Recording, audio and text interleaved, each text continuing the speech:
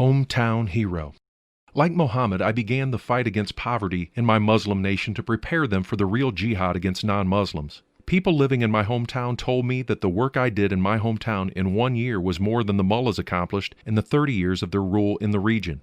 I established an organization called Building Jihad to construct roads and schools in rural areas and take electricity to many villages and give residents access to the advantages of bigger cities.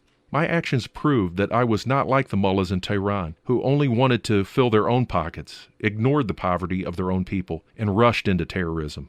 My service in the area made me famous, which eventually led to my candidacy for the Islamic Parliament. The first election for the newly established Islamic Parliament was drawing close. By this time, I had many followers and was beginning to lead them like a party separate from what the mullahs had established.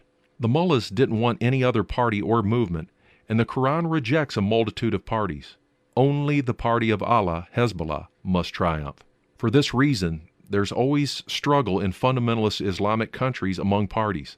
Sunnis, the followers of Muhammad's in-laws, and Shiites, the followers of his son-in-law, have slaughtered millions of each other's people since the death of Muhammad because of political differences. Islam is a political and military religion, and as a result, every sect or group of Islam is at least to some extent both political and military. Every group believes that the other groups cannot be real Muslims or of the party of Allah, and that they therefore must be destroyed. Because of this, the Ayatollah Khomeini and his friends decided to destroy other parties.